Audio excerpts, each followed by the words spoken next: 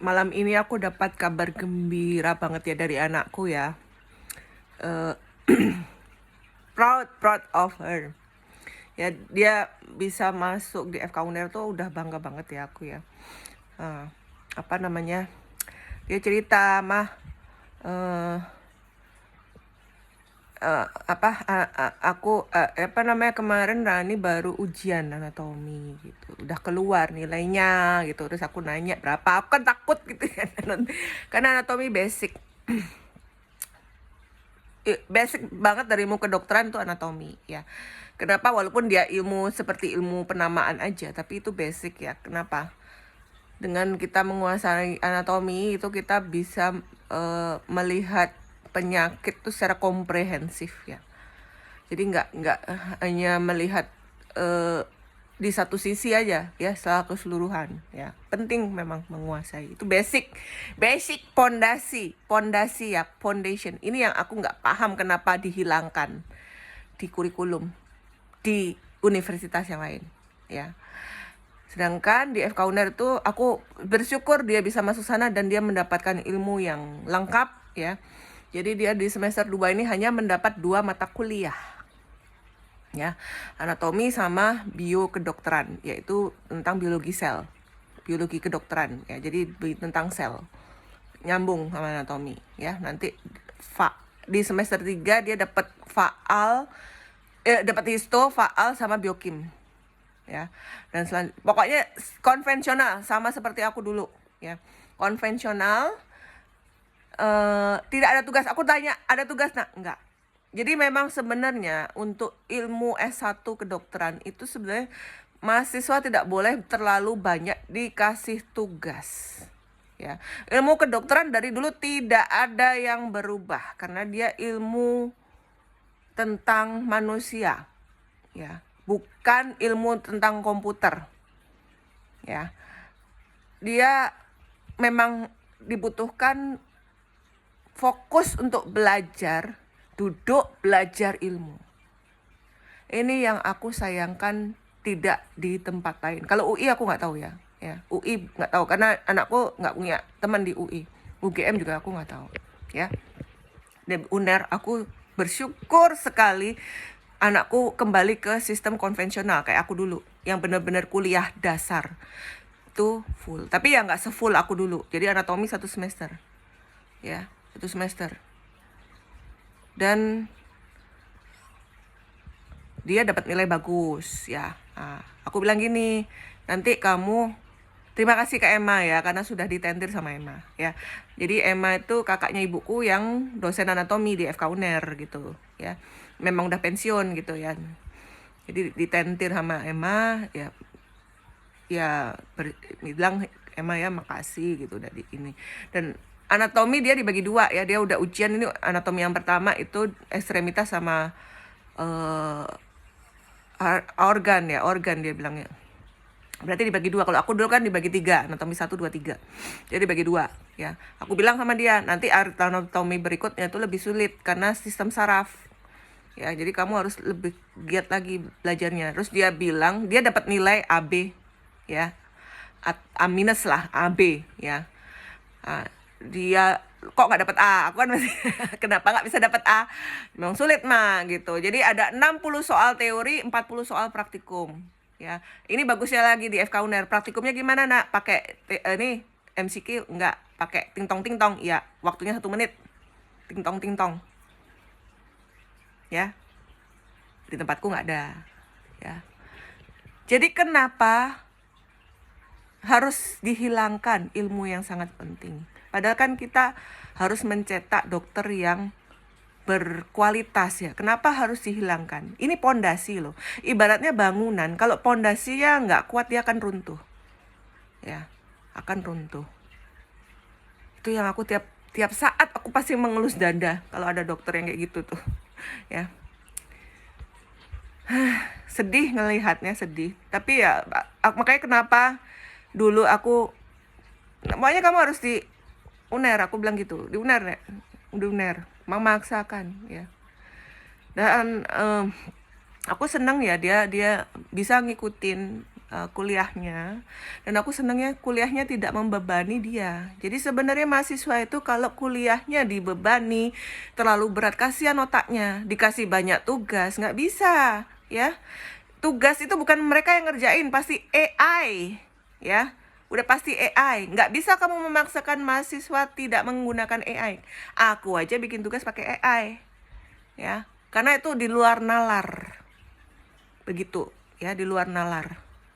Biarkanlah mereka otaknya fokus belajar. Berikan ilmu yang seharusnya mereka pelajari terlebih dahulu.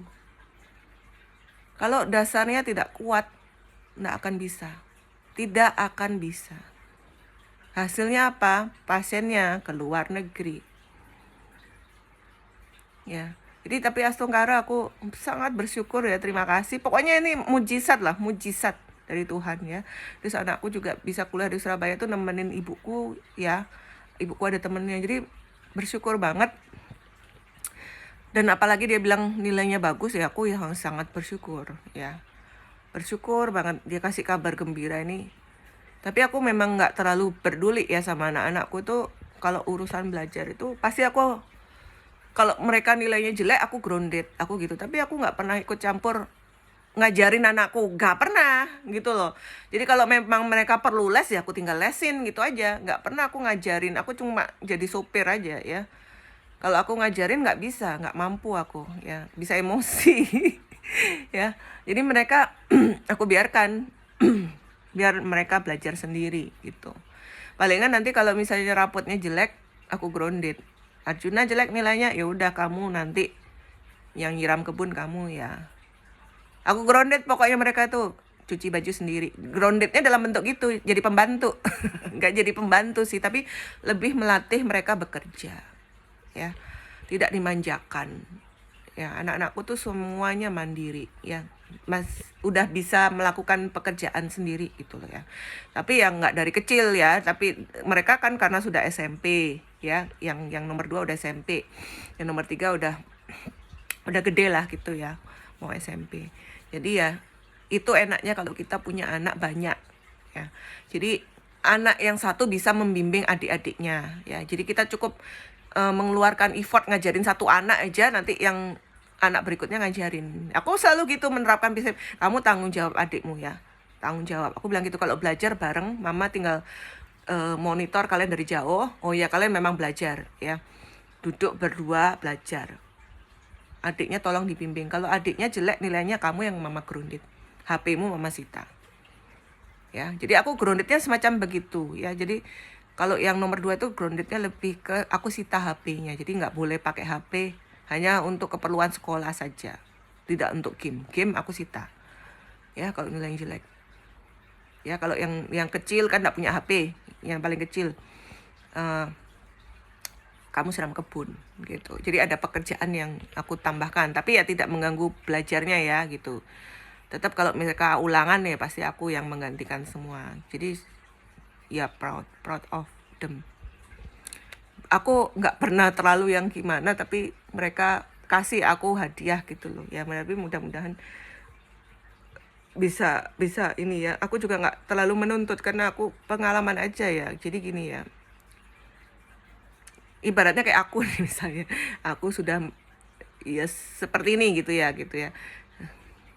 sudah berusaha untuk berkarir seperti ini gitu ya, masih aja diomelin sama makku gitu kan, kesel kan kadang gitu ya. Aku bilang sama makku gitu, jangan aku diomelin terus ya, udah punya anak seperti ini udah bersyukur gitu kan, bisa punya anak mandiri udah bersyukur gitu ya. Terus habis itu hidupnya susah juga, hidup sendiri gitu ya, artinya divorce ya. Janganlah harus sesuai dia. Jadi kalau aku punya style seperti ini ya jangan dipaksakan. Yang penting kan aku kalau misalnya kerja masih tetap sopan gitu. Kalau misalnya pelesiran aku bebas pakai style gimana gitu kan. Ya itulah. Jadi jangan terlalu diatur anak itu, jangan terlalu dimanjakan, jangan terlalu diatur. Karena mereka tuh biarkan otaknya berkembang sendiri gitu. Ya. Kalau aku tetap percaya dengan sistem reward and punishment. Artinya gini, kalau dia menghasilkan prestasi kita kasih hadiah, kalau mereka prestasinya kurang, kita grounded. Kasih punishment atau grounded, tapi bukan berarti kekerasan ya, tapi lebih ke melatih mereka ke bekerja. Kamu kalau misalnya kamu nilaimu jelek, kamu harus bekerja. Kamu kalau nilainya jelek, kamu nggak boleh main game, nggak boleh pegang HP untuk main game, nggak bisa ya. Lebih ke situ hukumannya. Itu kalau menyita hak game itu udah luar biasa penyiksaan buat mereka gitu. Itu sih, tapi ya itu sih, mudah-mudahan ya 2 anak yang aku pegang ini bisa mengikutin kakaknya ya. Jadi aku ya termasuk berterima kasih sama mantan suami, yang artinya dia bisa berhasil bikin anaknya kuliah, dia kauner dan membiayai ya. Aku tanya berapa dapat bulanan dari papa, itu termasuk kos enggak? Jadi kosnya pun aku lihat layak gitu ya, bagus kosnya. Kemudian dapat uang bulanan juga dari bapaknya gitu. Jadi ya aku rasa itu cukup ya, banyak lagi uangnya dia daripada aku. Ya, jadi ya bersyukur. Setunggara ya. Semoga terus diberikan berkah sama Yang Maha Kuasa. Amin. Setunggara.